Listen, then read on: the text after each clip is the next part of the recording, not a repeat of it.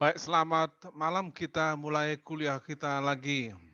Pastikan bahwa kalian mute suara di tempat kalian supaya tidak mengganggu kuliah.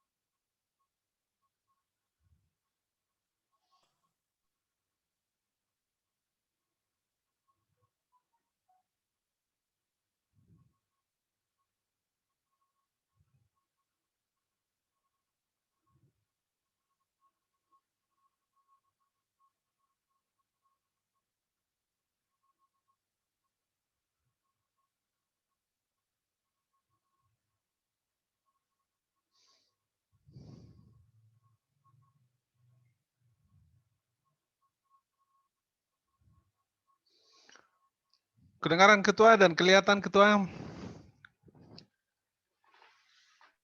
Kedengaran, Pak. Ya, yang lain jangan merespon ya. Baik, kita lanjutkan kuliah kita dengan cepat ya. Sekali lagi kalau ada kurang-kurang nanti kurang kalian pahami bisa di tempat yang lain di YouTube. Keragaman ekosistem sudah kita bicarakan. Sekarang kita lanjutkan dengan potensi keanekaragaman hayati di Indonesia. Nah, pertama sekitar 12% atau ada 515 spesies, dan dari antara 515 spesies itu 35% endemik. Ya, dari total spesies binatang manusia ada di Indonesia. Dan ini urutan kedua di dunia. Jadi Indonesia memiliki 12% dari total spesies binatang manusia. Dan ini adalah urutan kedua di dunia. Pengertian endemik adalah eksklusif, asli pada suatu lokasi.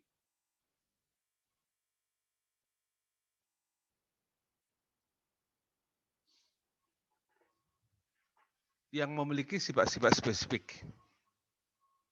Dikatakan suatu jenis tumbuhan atau hewan endemik apabila eksistensinya unik di suatu daerah dan tidak ditemukan di daerah lain secara alami. Jadi hanya ditemukan di daerah itu, tidak ditemukan di daerah yang lain secara alami. Kemudian 7,3% dari total spesies reptilia dimiliki oleh Indonesia. Itu ada 511 spesies, 150 diantaranya endemik. Kemudian ada 17% dari total spesies burung di dunia dimiliki oleh Indonesia, atau 1.531 spesies, 397 diantaranya endemik. Ada 270 spesies amfibi, 100 diantaranya endemik. Urutan ke-6 di dunia. Jadi Indonesia urutan ke-6 di dunia dalam kepemilikan spesies amfibi. Kemudian 2.827 spesies binatang tidak bertulang belakang selain ikan air tawar. Kemudian 35 spesies primata. Ini kita Indonesia urutan keempat. 18% diantaranya endemik. Kemudian 121 spesies kupu-kupu. 44% diantaranya endemik. Kemudian keanekaragaman ikan air tawar ada 1.400 spesies. Urutan ketiga dunia. Jadi Indonesia memiliki keanekaragaman ikan air tawar urutan nomor 3 di dunia.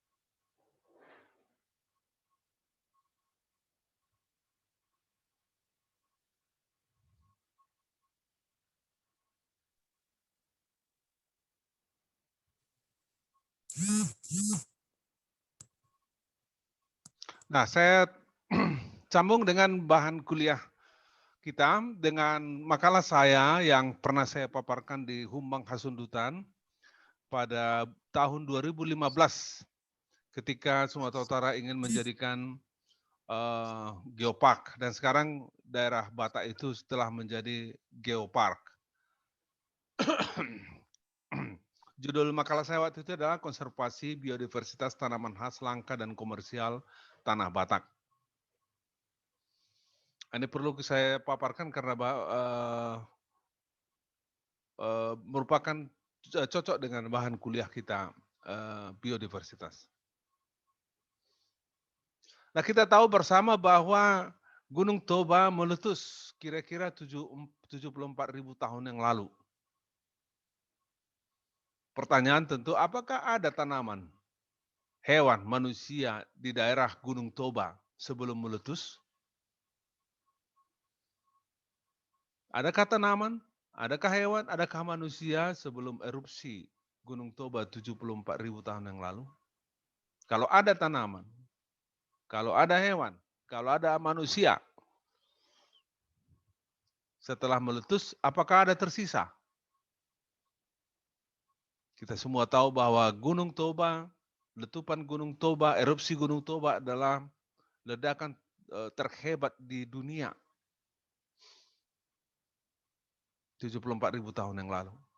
6 bulan dunia gelap karena debu dari letusan Gunung Toba. Kehidupan hampir punah.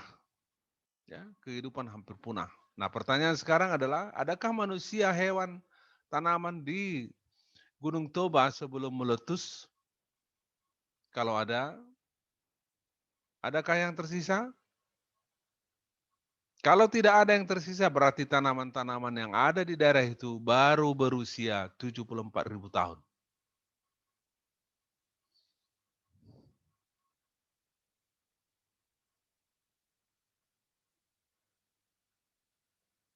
Berarti tanaman-tanaman yang ada di daerah Gunung Toba itu hancur, ya kan? Mati semua, hewan juga mati semua. Oleh karena itu, berarti tanaman-tanaman yang ada ini datang dari luar.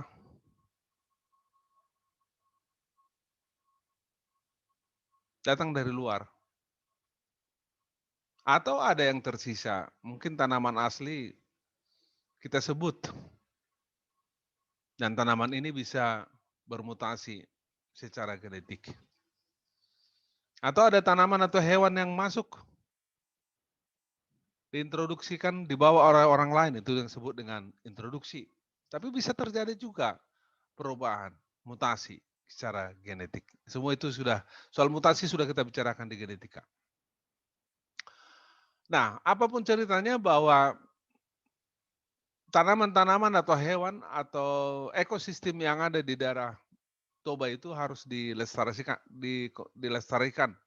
Dalam bahasa lain istilahnya adalah konservasi. Konservasi itu ada pengelolaan, ada perbaikan, yang tujuannya adalah untuk peningkatan kualitas biodiversitas dan nilainya. Kualitas biodiversitas itu diperbaiki dan nilainya juga diperbaiki. Nah, konservasi itu ada dua, sebut dengan in situ. Konservasi in situ artinya di dalam habitat alami di situ.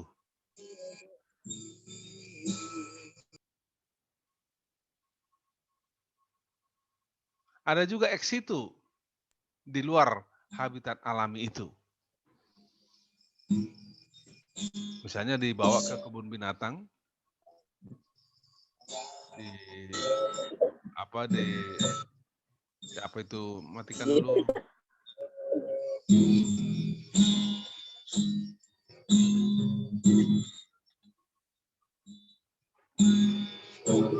Tadi betul profil. Oh ya.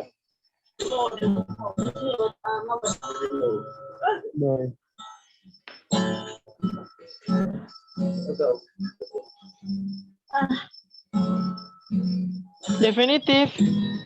Silakan Atmut.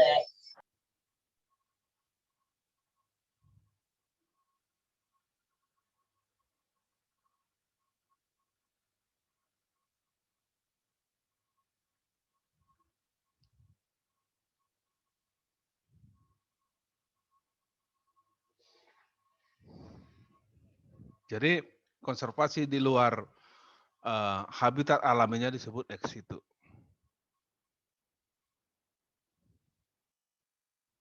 Nah, sekarang kembali kita ada definisinya saya ungkapkan di dalam seminar tersebut bahwa keanekaragaman hayati itu disebut dengan biodiversitas, ya, biodiversitas. Bio artinya hidup, diversitas artinya keanekaragaman. Dan keanekaragaman itu bisa dalam bentuk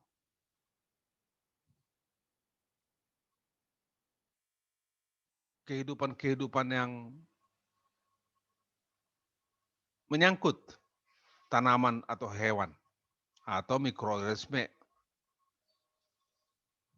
atau gen-gen yang terkandung di dalamnya, atau bahkan juga ekosistem yang mereka bentuk. Ini pendefinisiannya sudah kita bicarakan di depannya. Waktu seminar itu saya singgung soal pendefinisian ini.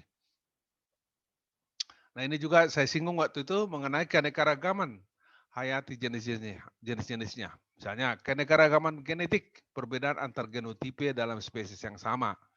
Contohnya kopi, ya, kopi. Kopi Arabica itu bermacam-macam. Ya, itu namanya. Kopi Arabica itu bermacam-macam. Padi bermacam-macam.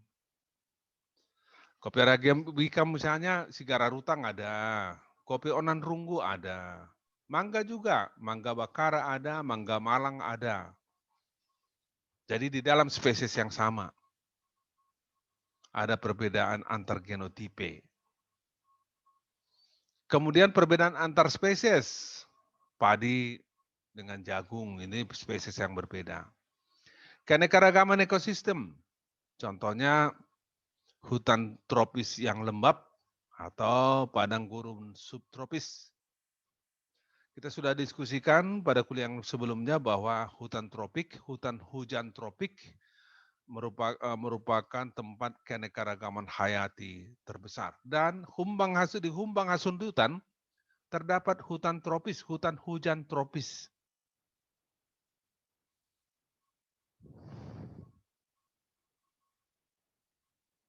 Nah, sekarang apa yang dimaksud dengan tanaman khas dan langka? Tanaman khas terdapat di satu daerah tertentu saja. Itu tanaman khas. Terdapat di satu daerah tertentu saja. Tidak terdapat daerah yang lain. Berarti ini kan maksudnya adalah tanaman endemik, ya, tanaman endemik. Tanaman langka artinya jumlahnya sangat sedikit. Tanaman komersial artinya tanaman yang diperdagangkan. Ya, tanaman yang diperdagangkan. Mempunyai nilai ekonomi. Nah, tanaman khas tidak selalu tanaman langka dan sebaliknya. Tanaman langka tidak selalu tanaman khas. Tanaman komersial bisa tanaman khas. Tapi tanaman khas tidak selalu bisa dikomersialkan.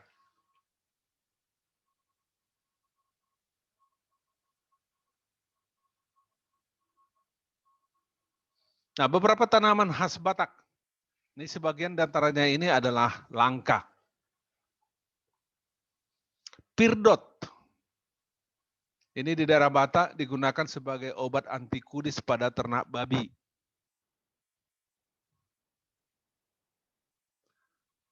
Ini tanaman khas Batak nih di daerah Batak. Bosi-bosi. Ini obat pembersih ginjal. Mohon maaf, Pak. Ya. Mohon maaf, Pak. Presentasinya nggak nampak, Pak. Apanya Nggak jelas. Apanya? Presentasinya, Pak. Ini udah jelas? Belum tampil, Pak.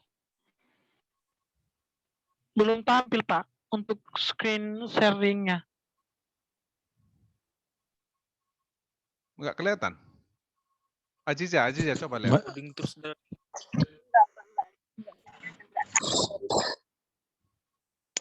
Oke, saya ulang ya. Saya stop screen dulu. Lalu saya share screen.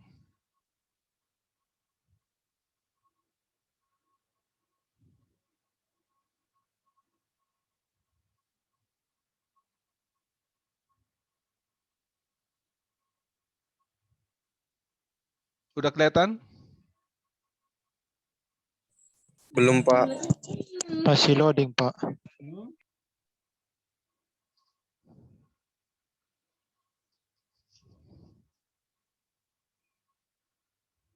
Aziza udah? Masih belum, Pak. Ah? Masih belum lagi, Pak. Belum tampil.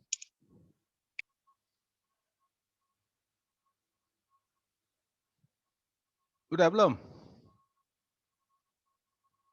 Belum, Pak. Masih belum, Pak.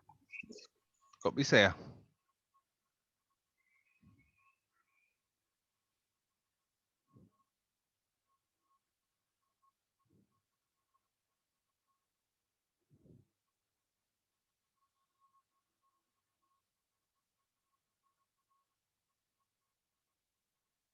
Udah? Belum, Pak. Tapi yang pertama tadi kelihatan kan? Dan tadi tidak ada kelihatan, Pak. Tidak sama Hah? sekali, Pak. Tidak kelihatan, Pak. Pak.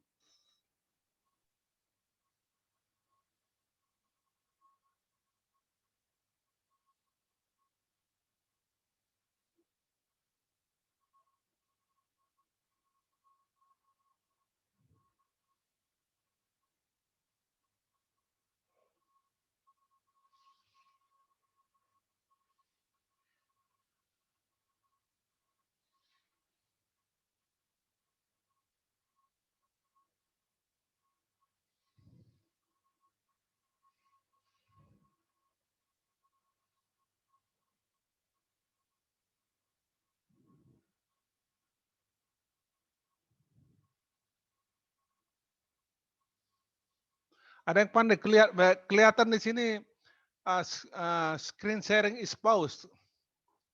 Kenapa ya?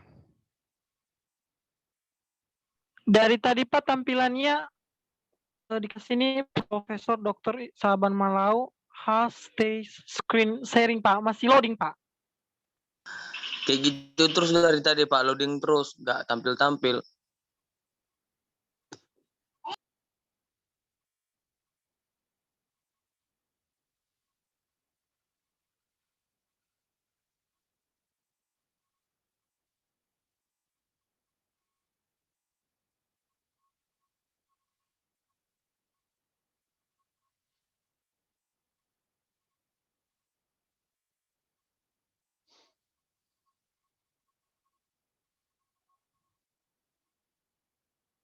Yang ini udah belum?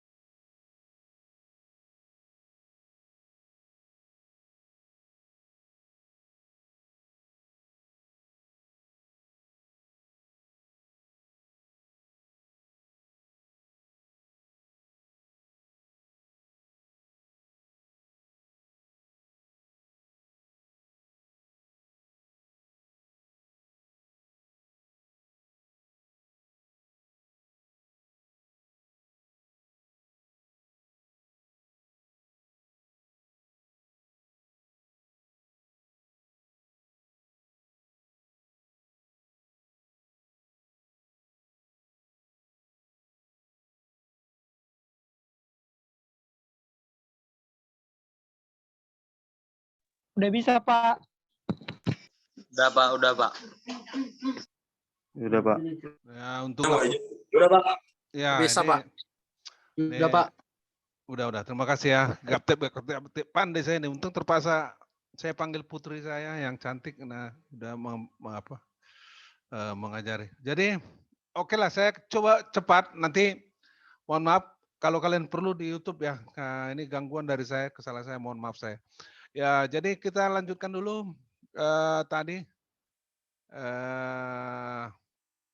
Jadi potensi keanekaragaman di keanekaragaman ekosistem sudah kita bicarakan. Potensi keanekaragaman hayati di Indonesia itu banyak sekali, ya. Nanti kalian lihat di YouTube. Kemudian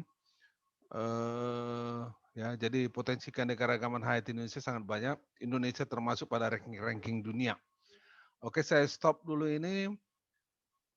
Saya tutup dulu. Saya akan share lagi yang lain.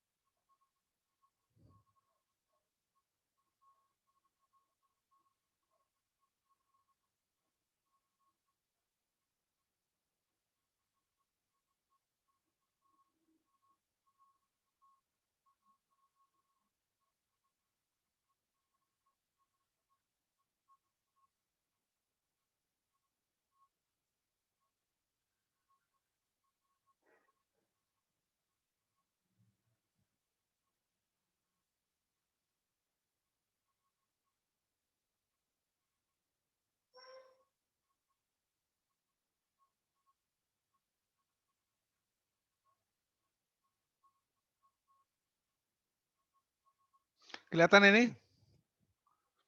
Ketua? Kelihatan, Pak. Ya, Kelihatan, tadi Pak.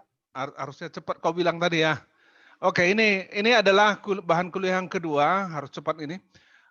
Keanekaragaman hayati yang saya paparkan di Danau Toba di Humbang Hasundutan pada tahun 2015, sangat terkait dengan kuliah kita. Oke. Ini sudah kita lewati tadi bahwa erupsi Gunung Toba tahun 74.000 tahun yang lalu. Pertanyaan adalah apakah sebelum erupsi itu ada nggak makhluk hidup di sana atau tidak? Kalau ada, adakah tersisa? Kalau tidak tersisa, lalu dari mana semua tanaman dan hewan-hewan yang ada di situ? Nah, apapun ceritanya, tanaman-tanaman dan hewan dan ekosistem yang ada di Danau Toba sekarang harus dikonservasi ya. Ya, harus dilestarikan. Bisa secara in situ, bisa juga secara ex situ. Nah, saya memberikan contoh di sini keanekaragaman hayati secara genetik, secara spesies, dan ekosistem. Kemudian ada tanaman khas dan tanaman langka, definisinya juga ada di sini, nanti kalian lihat. Nah, inilah beberapa tanaman khas Batak. Di sini tadi di stop oleh Ricky tadi ya. Pirdot misalnya, obat anti kudis pada ternak babi. Bosi-bosi, obat pembersih ginjal dan penyegat. Harimonting, obat diare. Andulpak, obat mata. Ya, orang yang tinggal di Samosir, tinggal di Humbang ini pasti tahu nih Andulpak ini. Mobe, itu adalah pengawet. Kemudian antarasa, peningkat nafsu makan. Andalehat, buahnya sebagai konsumsi. Andaliman, bumbu masakan, ketar-ketir. Ya, ini adalah masakan ketar-ketir itu, andaliman. Sotul, buah sebagai konsumsi. Kemudian rambe, ini makanan burung. Kemudian ada juga sihut tilangit, ini obat luka. Ini tanaman langka. Sihut tilangit ini, tanaman ini hidup di gua, dan dia mengarah ke atas ya, di dalam gua dia mengarah ke atas sehingga sepertinya dia memikul gua tersebut, dan gua itu adalah langitnya, jadi sihuti langit namanya. Kemudian kemenyan, kemudian anggrek ibutin, ini tanaman langka, ini ada di daerah Samosir, Kemudian pohon sampinur bunga, pohon hariara, pohon jabi-jabi, pohon tahul-tahul. Nah, kawasan geografis, kalau kita lihat Geopark Caldera Toba yang sudah diresmikan itu, kita bisa lihat dari geologi dan flora dan faunanya kembali. Perlu perlindungan, perlu pendidikan kepada masyarakat dan pembangunan yang berkelanjutan. Dan itu bisa dimanfaatkan untuk pariwisata. Kesimpulannya adalah Humbang Hasundutan yang memiliki biodiversitas yang tinggi memenuhi tuntutan konsep Geopark Caldera Toba. Jadi di sana terjadi variasi tanaman, variasi hewan, variasi ekosistem, variasi batu, semua bervariasi-variasi. Dan itu bisa dikonservasi secara in situ dan ex situ. Dan itu perlu digalakkan untuk menopang pariwisata. Itu aja sekali lagi ya, saya buka-buka gini supaya bisa kalian lihat nanti.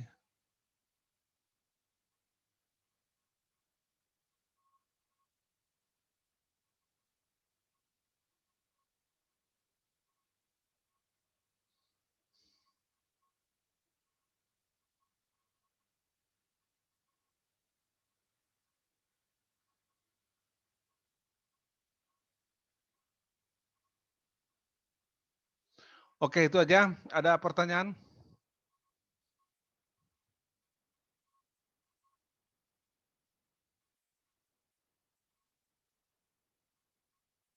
Bahan kuliah kita memang agak cepat nih.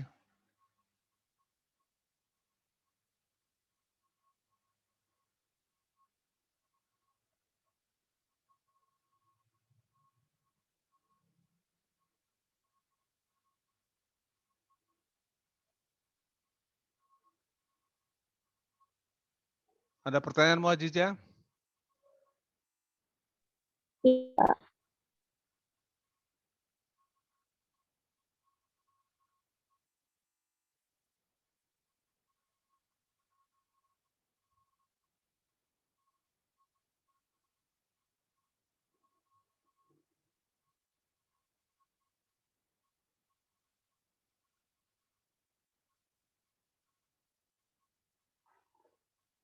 Baik, kalau tidak ada pertanyaan,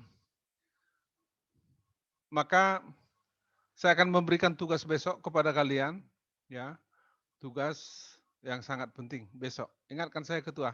Ini soalnya waktunya udah nggak cukup lagi, tinggal beberapa detik lagi ini. Baik Pak, baik Pak.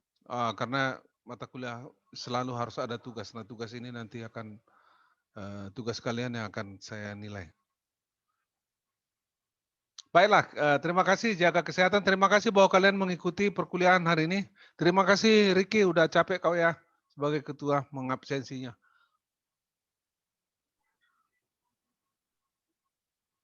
Oke, kita tutup. Selamat sore, sampai ketemu lagi besok. Baik, Pak. Baik Oh. Pak. Shalom. Ya, Shalom, Pak. Ya.